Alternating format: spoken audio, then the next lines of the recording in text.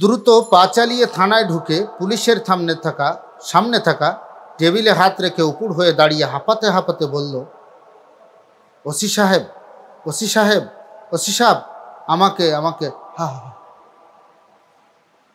শ্বাসকষ্ট রোগীর মতো হাঁপাতে শুরু করল। ঠিক মতো কথা বলতে পারছে না। টেবিলে হাত রেখে এমনভাবে দাঁড়ালো যেন তার মাথার উপর কয়েক মনের বস্তা চাপিয়ে দিয়েছে।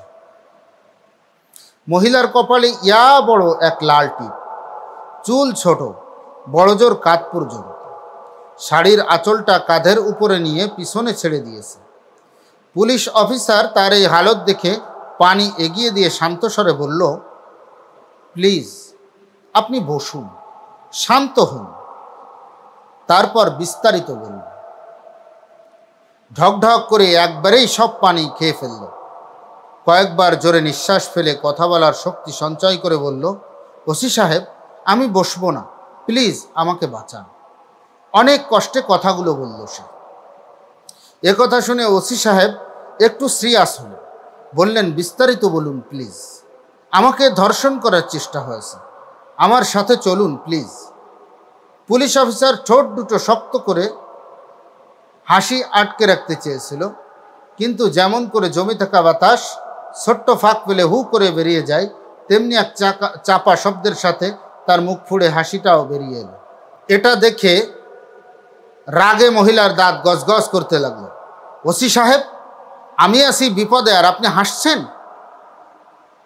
Sorry, extremely sorry. বলুন কি বলতে চাচ্ছেন? আমার স্বামী আজ সন্ধ্যায় বাসা আসলো অফিস শেষ করে। আমি ঠান্ডা পানির শরবত তার সামনে পরিবেশন করতেই সে আমার হাত ধরে এক টান দিয়ে তার কাছাকাছি নিয়ে গেল। কাছে বলতে খুব কাছে। আমি কোনো মতে তার থেকে নিজেকে ছাড়িয়ে থানায় ছুটে আসলাম। প্লিজ আমাকে ধর্ষণের হাত থেকে বাঁচান।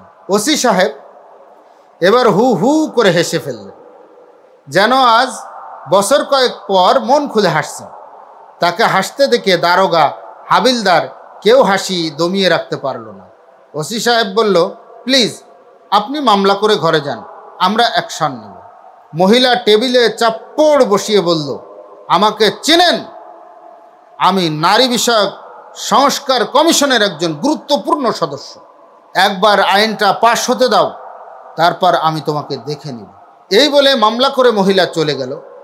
তার থাপ্পড়ে টেবিলে থাকা কলম ফাইলগুলো লাফিয়ে উঠল। ওসি সাহেব সেগুলো ঠিক করার প্রতি মনোযোগী হলেন। হাবিলদার ওসি সাহেবের সামনে এসে বলল, স্যার, আজ প্রথম আপনাকে খুব হাসতে দেখলাম। কি করতাম হাবিলদার, এ দেশে না হেসে থাকা যায় না। মন খারাপ করে থাকাটা বড় কষ্টের। হাবিলদার ভাবল, স্যারের আজ মন দেখি ভালো, আড্ডা বসালে মন্দ হয় না। এমনিতে এখানে বসে বসে মশা মারা ছাড়া তেমন কোনো কাজ নেই। তো স্যার ধর্ষণের কথা শুনে এভাবে